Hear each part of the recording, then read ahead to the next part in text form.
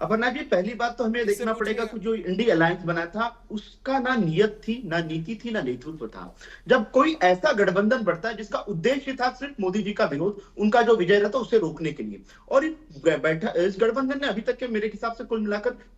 5 बैठकें की और एक वर्चुअल बैठक की है। इन सारी बैठकों में फोटो ऑप के सिवा इस गठबंधन ने कुछ नहीं किया। जब भी सीट शेयरिंग की बात आती थी, ये कहते थे कि अगली बैठक में हम सीट शेयरिंग करेंगे। देश की जनता एक सशक्त विपक्ष की ओर देख रही थी कि ये वास्तव में सशक्त विपक्ष है, तो ये अपना एजेंडा, अपना आइडिया और 2024 के चुनाव में किस उद्देश्य को लेके जाएगा ये दिखाएगा। लेकिन 22 जनवरी 2024 देश के इतिहास में सदियों के बाद एक ऐसी तारीख आई थी, उस तारीख ने देश की मेन स्ट्रीम पॉलिटिक्स का दिशा निर्देशित कर दी थी। और हुआ इस दिन कि उस दिन कांग्रेस ने उस निमंत्रण को, श्री रामलला की प्राण प्रतिष्ठा के निमंत्रण को अस्वीकार करते, जो उनका ढोंगी और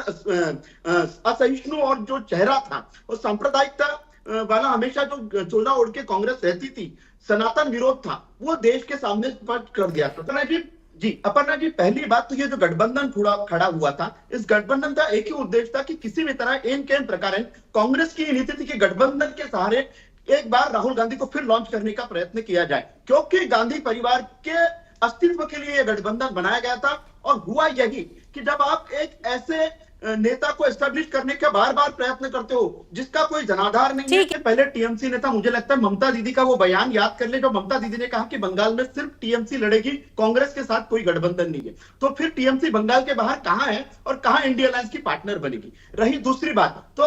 अपर्णा जी, इस देश में राम मंदिर बनने के पहले 11 करोड़ शौचालय बने, 4 करोड़ प्रधानमंत्री आवास योजना के घर बने। अब रही दूसरी बात, जब इस देश में कोई भी जो सीरियसली पॉलिटिक्स करता है, ऐसा राजनीतिक दल उस नेता के साथ में खड़ा नहीं होना चाहेगा जो सुबह उठते ही चाय बनाने के लिए स्टोव में कोयला डालने की बात करता हो।